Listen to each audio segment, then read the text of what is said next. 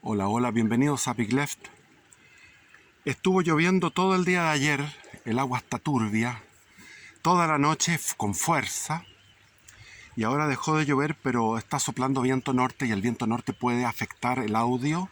Espero que todavía no se levante fuerte, está soplando fuerte, así que me vine a refugiar a este rinconcito que tengo acá. Ven, el agua ya está turbia. Y entre la primavera y las espigas, lo que el más grande amor. No, entre lluvia y lluvia se produce un espacio vacío donde aprovecha el polen en primavera a soltar unos pólenes que son mucho más fuertes que los de la zona del clima mediterráneo del centro de Chile. Entonces es un polen que llega y me da una alergia tremenda. Y tuve una noche pésima, así que tuve que tomar una pastilla para dormir y la pastilla me deja atontado. Igual quiero hacer el video porque tengo que junto videos cuando voy a la ciudad, que no es todo el tiempo. Entonces ahí junto 2 o 3 videos y los programo para que se vayan subiendo. Entonces acumulo videos en la memoria y después los voy subiendo. Temas, hay un montón de temas. Quedé hablando en el video anterior, se me interrumpió, como siempre, no aprendo, el tema de los papas. Yo pienso que los papas, los pontífices a partir de Juan 23 son muy dudosos, y a pesar de que son santos, se supone, San Juan 23, San Pablo VI y San Juan Pablo II, falta que canonicen ahora a Benedicto XVI, pero parece que la secta modernista que está en Roma, que está en el Vaticano, que fue profetizado por la Santísima Virgen en La Salette, en su aparición en La Salette, en el 19 de septiembre de 1846.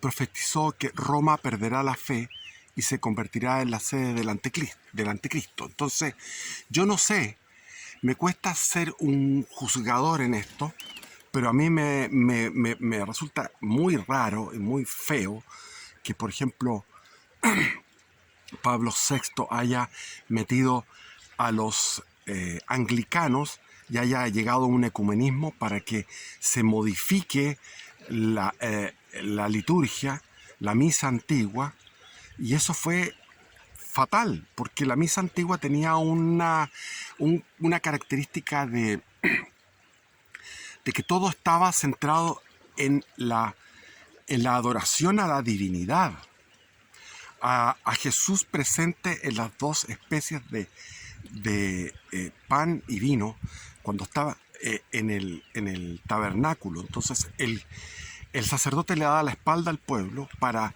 venerar, adorar, amar a Jesús presente.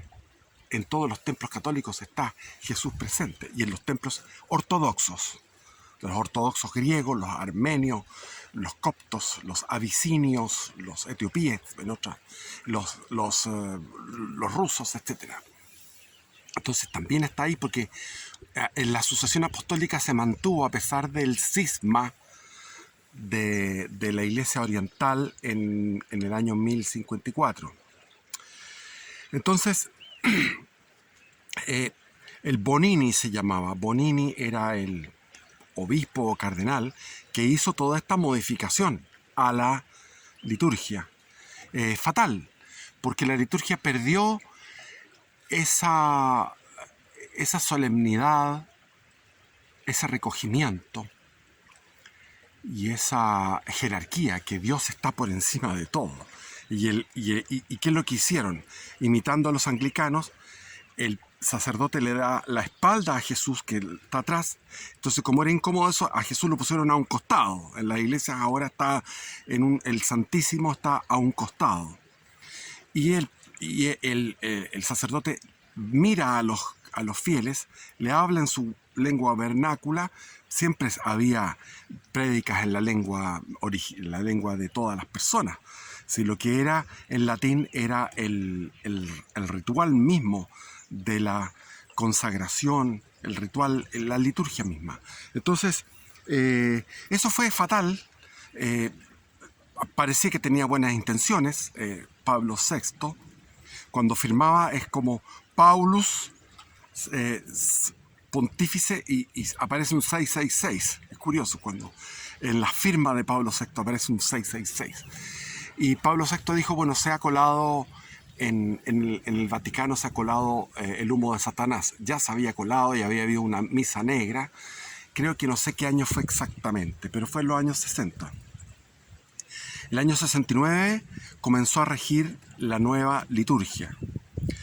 Y todo lo que se implementó en el Concilio Vaticano II parecía que iba a traer una primavera a la iglesia y trajo un invierno crudo y duro, frío, de hambre, de desolación, como hasta ahora soplando esto.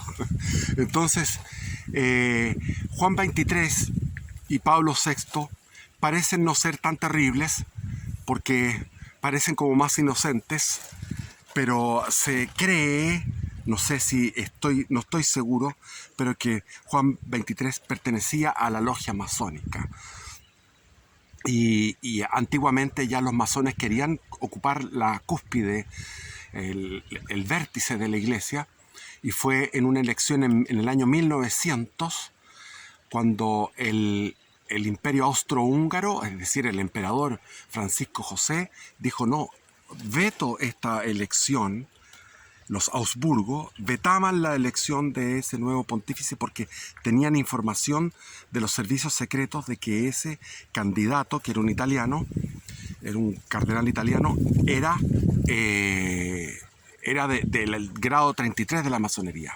Desde ahí los masones agarraron bueno, ya le tenían odio, le agarraron un odio enconado al imperio austríaco, a la dinastía Habsburgo, tanto así que cuando muere Francisco José y le sucede Carlos lo que quiso era llegar a la paz con los aliados en plena Primera Guerra Mundial, y no permitieron llegar a esa paz. El lobby sionista en Estados Unidos ya había tirado a Woodrow Wilson, al presidente de los Estados Unidos, con sus famosos 14 puntos y su intervención en esa guerra para que el gallito, ese equilibrio de fuerzas que se había roto con la revolución rusa, con la revolución después bolchevique, todo eso trajo una paz en el frente oriental, y los alemanes tenían toda la fuerza para atacar en el frente occidental y ganar. Pero tenían el bloqueo, los soldados alemanes estaban muertos de hambre. Entonces cuando llegaron a los territorios franceses, todos esos territorios estaban llenos de comida, y en Alemania estaban pasando hambre la población y los soldados, todo el mundo. Entonces se tiraron al saqueo por hambre. Entonces la ofensiva de Hindenburg, la ofensiva de Ludendorff y todos estos arrogantes, muy arrogantes generales alemanes del imperio alemán, fracasó por eso, por el hambre, y porque Wilson mandaba 5.000 soldados americanos por día, y también se inventó el tanque. Entonces todo eso significó el triunfo de los aliados, pero el odio enconado de todos de la masonería mundial contra Austria significó el desmembramiento de todo ese imperio que era benéfico de alguna forma, a pesar de que fueron los que llevaron a la guerra absurdamente y estúpidamente. Entonces, un imperio antiguo de mucha trayectoria durante todo el milenio. Entonces, los Habsburgo. Y bueno, después viene Juan Pablo I, que no sabemos qué pasó, si lo mataron o no. Estuvo 33 días gobernando, y después vino Juan Pablo II. Juan Pablo II lo han canonizado. Yo no sé si será bueno llamarlo santo, porque Juan Pablo II besó, está la foto, besó el abominable, repugnante y maldito libro del Corán. Y llamó a un encuentro en Asís, donde Asís es donde estuvo el cristiano más notable de todos los cristianos, que es San Francisco de Asís. Dicen que después de Cristo, de Juan Bautista, de la Virgen María, de los apóstoles, de todo eso que fue la fuerza de la gracia santificante por la encarnación, la fuerza que tuvo la encarnación, que es como tirar una piedra en un lago calmo. Tú tiras una piedra al lago calmo y ejerce, las primeras ondas son altas y fuertes. Y después las otras ondas que se ejercen, que son circulares, concéntricas, van siendo cada vez más débiles.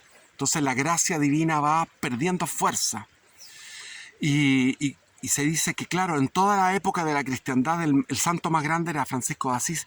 Y ahí Juan Pablo II, en los años 80, juntó a todas las religiones, a todos los protestantes, a todos los ortodoxos, en un espíritu ecuménico que va más allá incluso de la revelación cristiana. Yo puedo entender un ecumenismo con los ortodoxos, pero ya con los protestantes no corresponde. Pero bueno, incluyamos a los protestantes porque son de la fe en Cristo y tienen un bautismo. Entonces algo nos une las escrituras. Pero ya incluir a los budistas, a los hinduistas, incluir a los confucionistas, a los taoístas, incluir a las religiones animistas, a las religiones de los aborígenes africanos, a las religiones de los indígenas americanos. Todo eso es un potpourri tremendo. Quitaron el Santísimo y pusieron encima del Santísimo una estatua de Buda. Y él se sentó arriba en un lugar alto, contemplando todos estos, y cada uno iba y daba un discurso y hacía un ceremonial y hacía una oración con su religión. Entonces era la moda de la época, la moda del siglo XX, que era en que ya es una moda apóstata, porque ya no se creen los dogmas de la Iglesia Católica. No se creen, porque se cree que el hombre vino de una evolución y aparece Teilhard de Chardin, jesuita, y otros jesuitas como el que yo conocí personalmente, al padre Lepech, que estaba ahí en San Pedro de Atacama, y que yo me fui a confesar con él, y en vez de confesarme, porque no cree en el sacramento de la confesión, de la penitencia, me empezó a hablar de lo que era la evolución y a convencerme de eso. Entonces existía lo que es la evolución, que no estaba todavía refutada, como está ahora refutada. No existían las evidencias arqueológicas y escriturísticas que se han encontrado a partir de la década del 80 con los manuscritos de Qumran, que fue un hallazgo en 1967 de un beduino palestino en la zona de lo que es ahora cerca del Mar Muerto, donde está Masada, ¿cómo se llamaba? Masada, esa fortaleza de los hebreos. Y ahí se encontró, por ejemplo, en un papiro, un fragmento del Evangelio de Marcos, que está datado en los primeros años del cristianismo, o sea, etcétera. Entonces hay toda una serie de descubrimientos científicos, de avances en la especulación teológica, filosófica, etcétera, que nos llevan a recuperar lo que es el cristianismo original, el cristianismo real, y a recuperar los dogmas. Pero en aquellos tiempos, en el siglo XX, estábamos llenos de lo que era Freud, que había hecho un bypass al cristianismo y a la espiritualidad, recayendo todo en el estudio del inconsciente, del super yo, del ello. Después vino Jung, el discípulo de Freud, que hizo también un bypass de Cristo, siendo él de familia de pastor evangélico. Él hizo un bypass y pasó por encima de eso y se fue al inconsciente colectivo, a los mitos y tomó el tema de María como un mito, el tema de Jesús como un mito, como arquetipos del inconsciente colectivo. Y ahí están los libros de Jung, que son interesantísimos. Y ahí está, por ejemplo, se metió en esa onda Germán Hess, el chileno Miguel Serrano entró por ese lado, siglo XX. ¿Qué más? Siglo XX. La lectura de Nietzsche, que también venía de un pastor evangélico, era hijo de pastor evangélico, y sin embargo hizo todo un trabajo filosófico notable, agudo, profundo, donde demuele, y está el libro del Anticristo, está toda la obra de Nietzsche donde él dice cómo se filosofa con el martillo. Entonces él fue con un martillo gigante y destrozó todo el cristianismo, no solamente el cristianismo, sino que toda la metafísica, hasta Aristóteles y Platón, toda la metafísica la hizo peure. Entonces estaba Marx, toda la lógica exquisita, sabrosa de Marx, del joven Marx, del filósofo Marx joven, y después el no tan agradable Marx viejo con el Capital, con la obra del Capital, que es una cosa engorrosa y con equivocaciones cuando analiza todo lo que es la plusvalía, etcétera, etcétera. Pero estaba la corriente, el darwinismo. Entonces todas estas corrientes de la sospecha, donde todo es sospecha. Estaba la corriente dentro del catolicismo de lo que era Henri Bergson. Henri Bergson incorporó todo el tema de la evolución. Tiene un libro que se llama La Duración, que es interesantísimo, donde él habla sobre el tema de las imágenes, o sea, ya no habla del pensamiento, sino de las imágenes, y en eso se adelanta a la época actual donde estamos viviendo más de imágenes que de pensamientos. Y habla de lo que es el desarrollo de la evolución en el tema del instinto. ¿Dónde está el instinto en su máxima expresión como algo certero, perfecto? En las hormigas y en las abejas. En las hormigas y en las abejas se llega a la perfección de lo que es el instinto. Y en el hombre se llega a la perfección de lo que es la indeterminación y la independencia del instinto. De tal modo que lo que llaman cultura, la cultura como un concepto antropológico, no como la cultura de escuchar a Juan Sebastián Bach o leer el libro de Jung. No, se trata de la cultura como toda la expresión de la humanidad en las tribus, en las jefaturas, en las sociedades estatales, en todas las manifestaciones organizacionales del hombre, se da esta cultura, que es la forma como se organiza, la forma como tienen una devoción, como una superestructura de pensamiento, de creencias, obedece a una infraestructura de agotamiento de los recursos naturales a través de la depredación de la megafauna y de la microfauna del Pleistoceno superior, y se llega finalmente por necesidad de proteínas, se llega finalmente a religiones como por ejemplo los aztecas, que son religiones que adoran a dioses caníbales. Y todo se va explicando a través del agotamiento de los recursos naturales por la depredación ecológica que hace el hombre a través de su mayor avance tecnológico, de sus fuerzas productivas, llegando a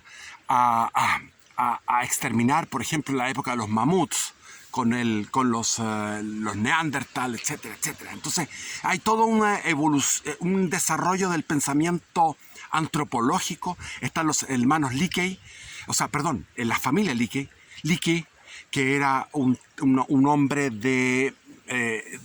un británico nacido en Kenia, y que volvió a Kenia, Tanzania, a toda la garganta de Olduvai, y en toda esa zona quería encontrar algún vestigio, y finalmente encontró los huesos de la famosa Lucy, que era una Australopithecus afarensis, que los Australopithecus afarensis 5 millones de años habían dejado el estar en los árboles, como era el Ramapithecus hace 10 millones de años, y como había un cambio de clima, ese cambio climático había llevado a estos Australopithecus afarensis a vivir entre los árboles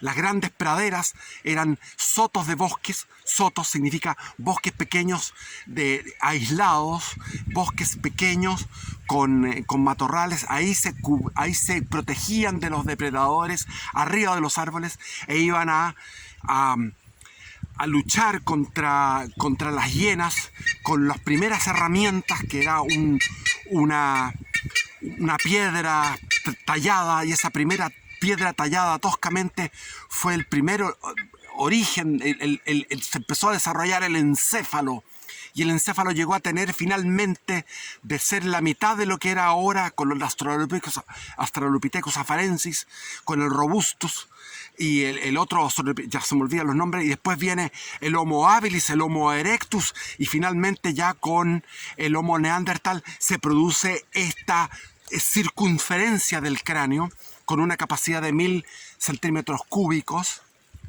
y ahí se supone que llega la coronación de la indeterminación del instinto, y va cada vez progresivamente la cultura superando al instinto.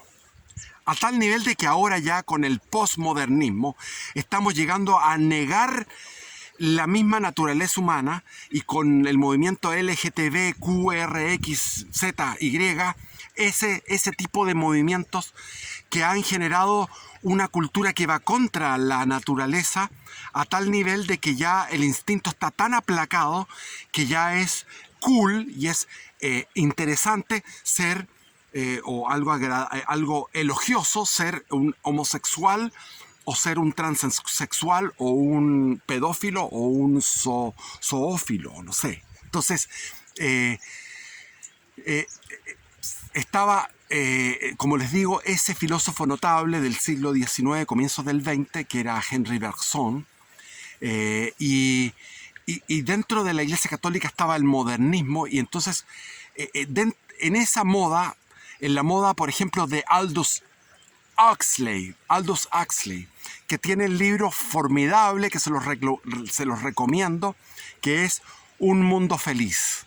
Extraordinario libro donde habla de una distopía, donde en un mundo futuro ya las mujeres no se quedan preñadas, sino que son los embriones son cultivados en unas máquinas, en unas incubadoras, y son paridos por estas incubadoras, y no existe el dolor, y existe lo que se llamaba un sucedáneo, que era el soma, que era una droga que permitía estar feliz, y que de repente uno de esos personajes se revela y se va a un lugar y es un ermitaño, se transforma en un ermitaño, se transforma en un anacoreta, y va contra toda esa moda, contra ese mundo perfecto del mundo feliz, donde todos son felices en base al placer, y él niega ese placer y se transforma en un asceta, y como asceta él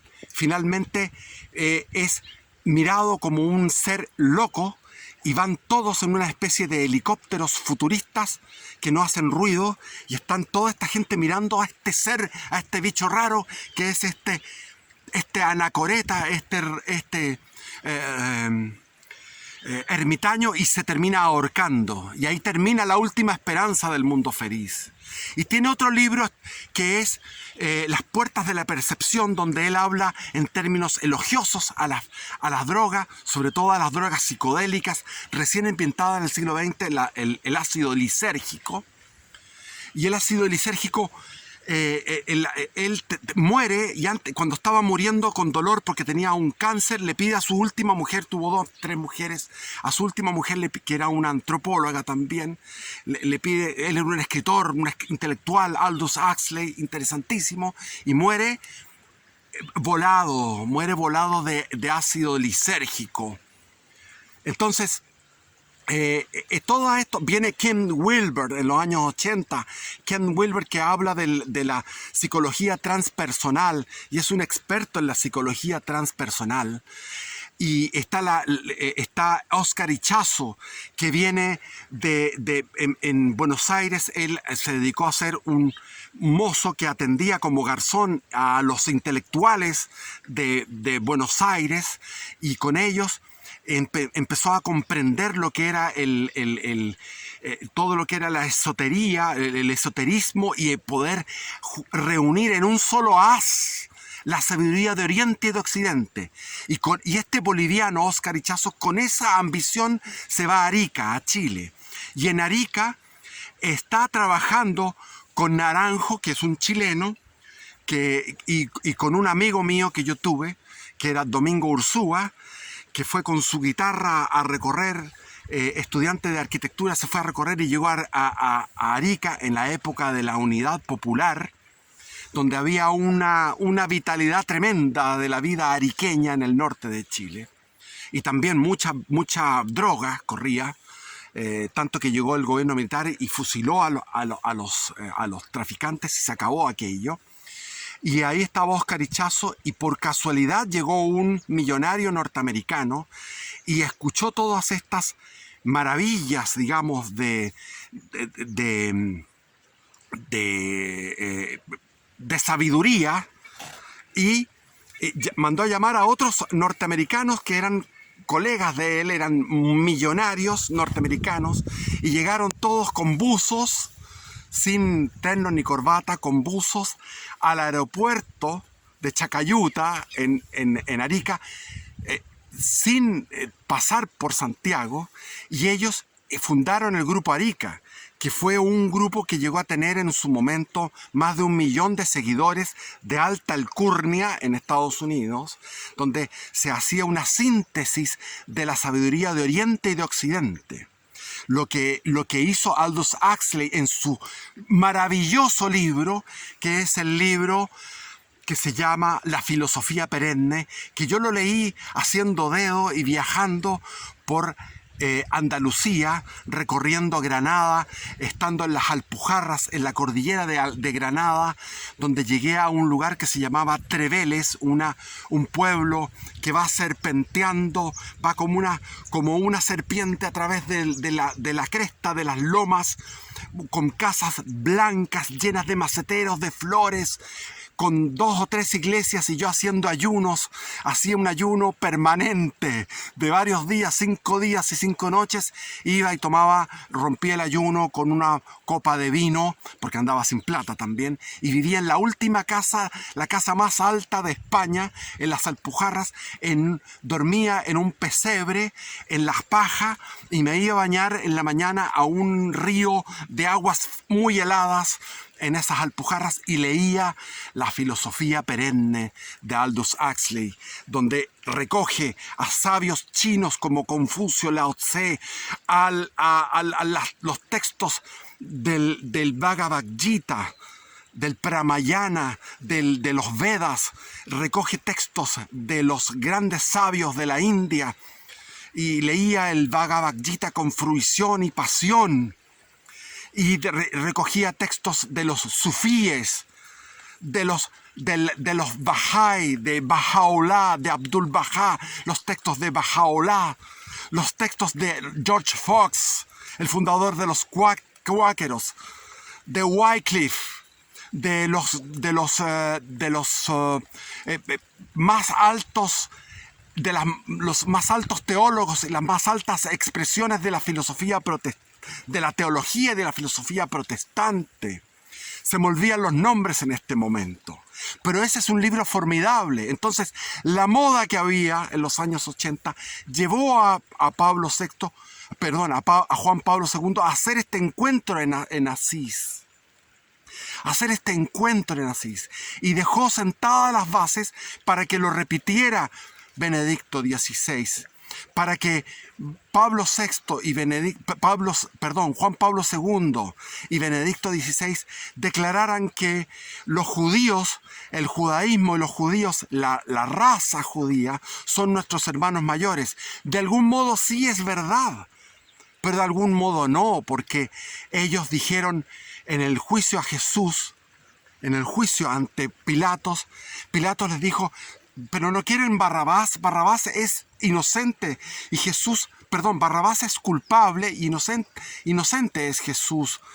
Y ellos dijeron, no, que caiga sobre nuestra sangre, que caiga sobre nosotros y sobre nuestros hijos la sangre, eso es, que caiga sobre nosotros y sobre nuestros hijos la sangre de Jesús, porque pedían la crucifixión.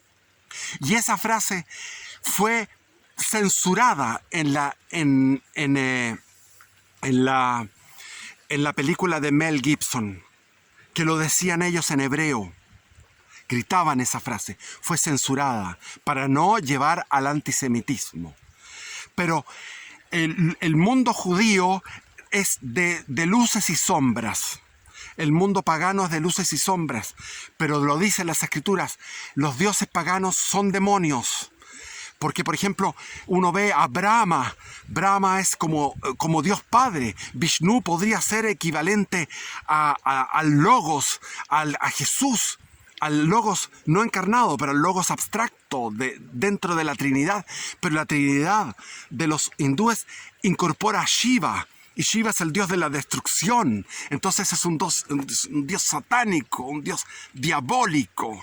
Entonces el hinduismo tiene algo como que fuera católico. Tiene mucha semejanza al catolicismo, pero ojo, no, tiene mitad verdad, mitad mentira. Lo mismo, el budismo sería como una reforma, como la reforma protestante en la cristiandad, como es el protestantismo, es al catolicismo, el budismo es al hinduismo, nace del hinduismo. El hinduismo es inclusivo, llena todos los dioses y todas las religiones pueden entrar en el hinduismo. Pero en el budismo el Buda hace una reforma del hinduismo. Y se produce entonces esta orgía de ecumenismo en el siglo XX. Entonces, yo no sé si son santos, si Juan Pablo II es santo, si Benedicto XVI es santo. Porque llevaron al extremo de besar el Corán, al extremo de hacer el ecumenismo, ese encuentro fraternal que es un encuentro, esa fraternidad universal que es masónica, la llevaron al extremo, desde dentro de la Iglesia Católica, sin necesidad de hacerlo. No había necesidad de hacerlo, había que quedarse en el bastión. Pero ¿quién comenzó? Juan 23, que dijo, hay que abrir las ventanas y ventilar la iglesia. Como si la iglesia hubiera estado asfixiada en sí misma. Cuando la iglesia tiene la gracia, es divina y es eterna. Y todo lo demás, todas las demás no son eternas ni divinas. Son humanas, por lo tanto son finitas.